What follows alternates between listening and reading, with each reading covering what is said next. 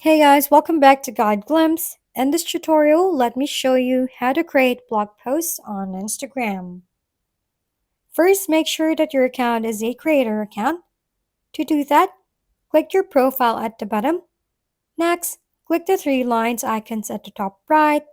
Scroll down until you find account type and tools and click on it. After that, click switch to professional account. In here, just click continue. Now select blogger in this area. Next, select creator in this category, and then select not now. Just click the X button at the top left, and there you have it. You just turn your account into blog page on Instagram. Once again, thank you for watching. This has been Guide Glimpse. Don't forget to like, share, and subscribe for more how-to videos.